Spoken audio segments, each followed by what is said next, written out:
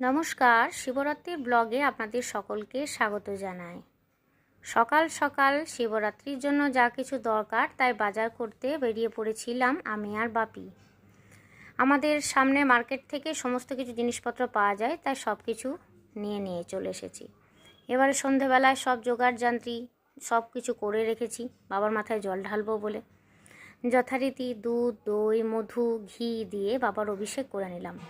আজকে যেহেতু বাইরেও পুজো দিতে যাব, আর বাবার মন্দিরে তো প্রচণ্ড পরিমাণে ভিড়, তার জন্য আমরা ঠিক করেছি এখানেই ধারে কাছে একটি মন্দির আছে, তো সেই মন্দিরেই যাব বাবার মাথায় জল ঢালতে। তাই ঘরের পুজোটা তাড়াতাড়ি করে যতটা পারলাম শেষ করে নিলাম।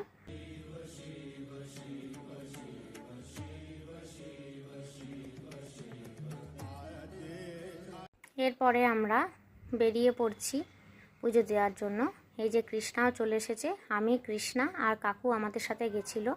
আমরা এখানে সামনাসামনি একটি মন্দির আছে বেনুবন, সেখানেই গেছিলাম। এখানে বাবার মন্দিরের সাথে সাথে মায়েরও মূর্তি আছে। এখানে এসেও দেখলাম এখানেও কিছুটা ভিড় রয়েছে। শিবরাত্রি, অথচ ভিড় হবে না তা বললে তো হয় না, যেহেতু একটি দিন।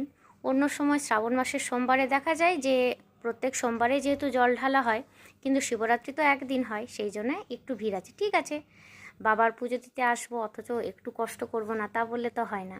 তাই আমরা একটুখানি দাঁড়িয়ে নিলাম।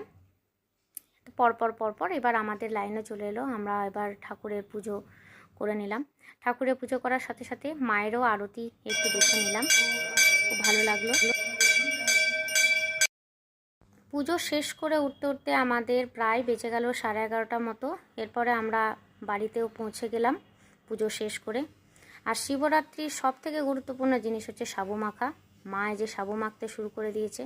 শিবরাত্রির দিন সাবু মাখা খেতে না দারুণ লাগে। অন্য দিনও খাওয়া হয়, কিন্তু অন্য দিনের চাইতে এই দিনের একটা মাহাত্ম্যটা অন্যরকম বেশি। তবে আমরা কিন্তু সবাই সাবু খাই। সবাই সাবু খাচ্ছে। শিবরাত্রির এই মিনি ব্লগটি আপনাদের কেমন লাগলো অবশ্যই কমেন্ট করে জানাবেন, আর ভালো লাগলে আমার পেজটিকে ফলো করে দেবেন। চলুন আজকের মতো আসি তাহলে, টাটা।